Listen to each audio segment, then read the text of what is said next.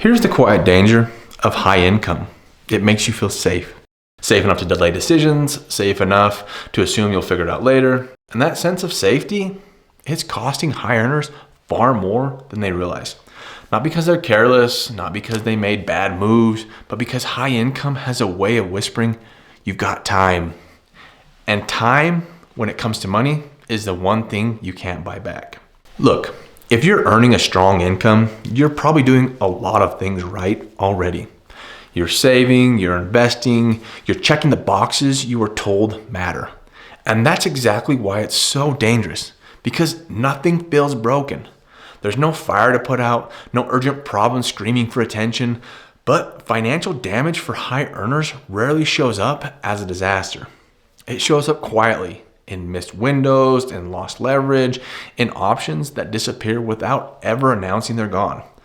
The biggest cost isn't a bad decision, it's a delayed one. In this video, I'll show you why high income creates a false sense of financial safety. How waiting too long quietly closes the door you didn't even know existed. And the exact areas where high earners lose the most ground. Not from bad decisions, but from delayed ones. Imagine a professional athlete saying this, I'll hire a coach later, once my career is almost over. That sounds ridiculous because everyone understands something instinctually about performance. The early years are where range is built. That's where mechanics get refined. That's when habits get locked in. That's when small adjustments create massive upside. Late coaching doesn't unlock potential. Late coaching just manages decline. And yet, that's exactly how most high-income professionals approach financial advice. They wait until the later innings, until the career is established, until the balances are big. Only then do they bring in a coach. Money works the same way. Early planning expands options. Late planning limits damages. And once you see it through that lens, a lot of the quiet mistakes high earners make start to make sense. Most people assume taxes are something you deal with later. Later when you're closer to retirement, later when income drops, later when there's finally time to think about it. And that assumption feels reasonable, especially when you're earning well. Because when the paycheck is strong, taxes feel manageable. Annoying, yes, but manageable. Here's the problem. Taxes don't become easier later. They become less flexible. Early in your career, you have options. You can decide which dollars you're building. You can decide where those dollars live. You can decide how future income will be taxed. But those decisions have expiration dates. I see this all the time with people who did exactly what they were told to do. They maxed out their pre-tax retirement accounts for years. 401k, defined comp, everything went into the tax-deferred bucket. Fast forward. Now they're approaching retirement, or at least work optional, and almost all of their money sits in accounts that haven't been taxed yet. On paper, the balances look great. In real life, every dollar they pull out shows up as taxable income.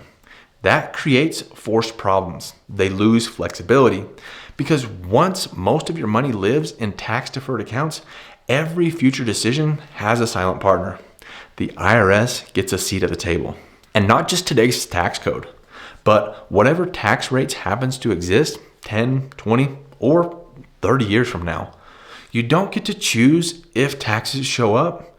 You only get to react to them. That loss of control is a real cost.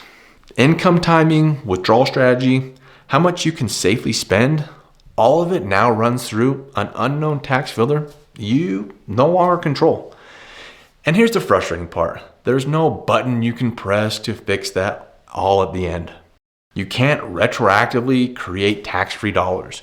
You can't go back and diversify the tax treatment of money you already earned. The leverage was in the early years when income was high and time was on your side.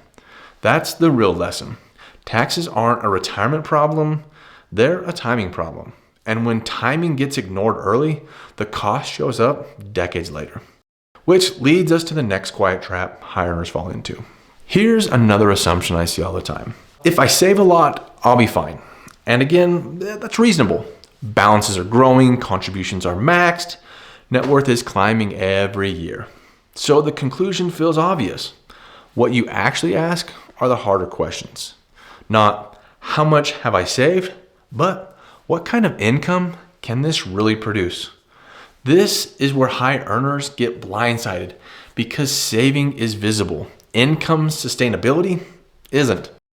It hides behind averages, projections, and assumptions that rarely get stress tested. I sat across from clients who did everything right. Strong careers, consistent savings, no reckless spending. And when we finally modeled their future income, real numbers, real inflation, real longevity, the answer came back softer than they expected. Not catastrophic, just constrained. The lifestyle they assumed was covered suddenly needed trade-offs. Travel gets scaled back, giving feels tighter, risk tolerance changes. And the frustrating part is this: nothing dramatic went wrong. No market crash, no bad investment. They simply waited too long to course correct. Early in the journey, the fixes are small. Save a little more, shift how your bonuses are used, change the mix of accounts. Later on, those gaps require sacrifices. Work longer, spend less, take more risk than you want. That's the difference timing makes.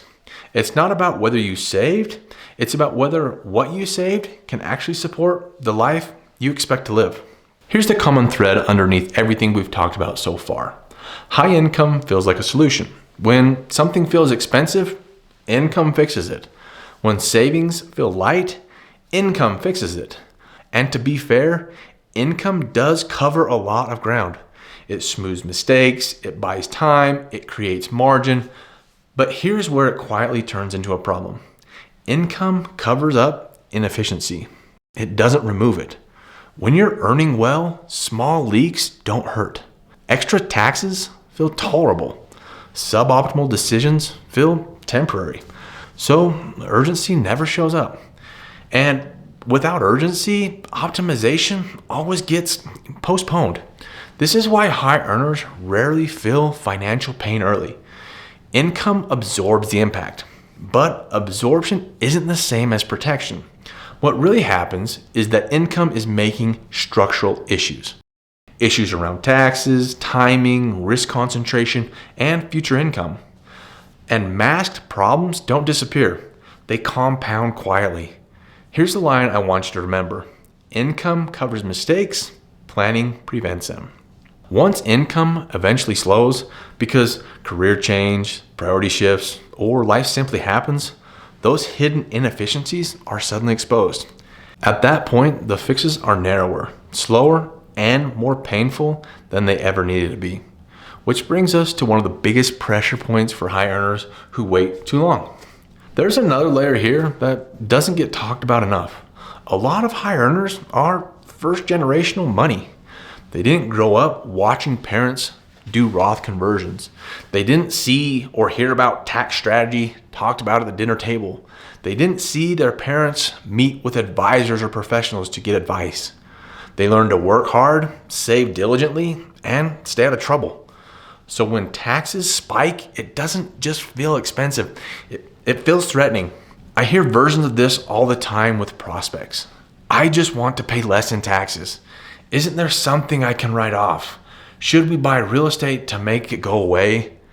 That fear creates bad incentives. Instead of asking, what's the smartest long-term move?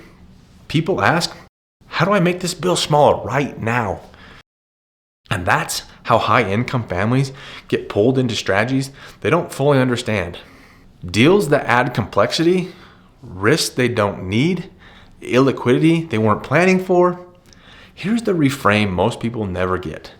Taxes aren't a problem to eliminate. They're a variable to manage.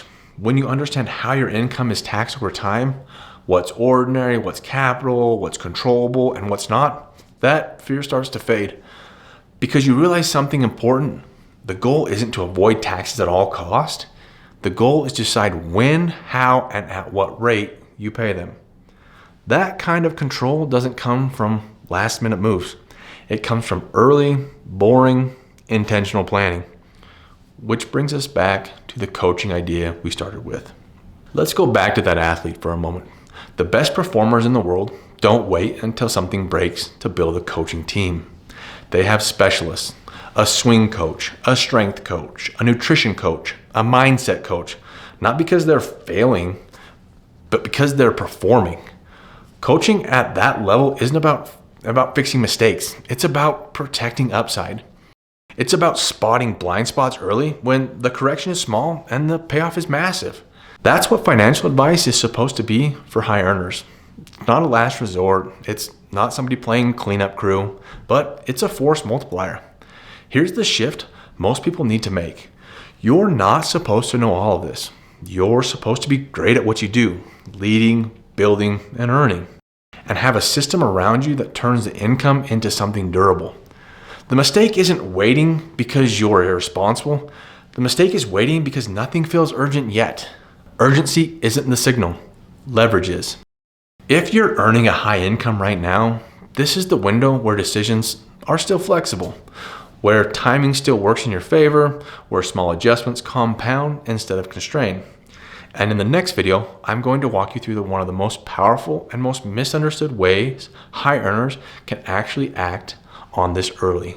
It's called the mega backdoor raw. And for a lot of high earners, it's the single best opportunity to build a meaningful tax-free asset while you're still in your peak earning years.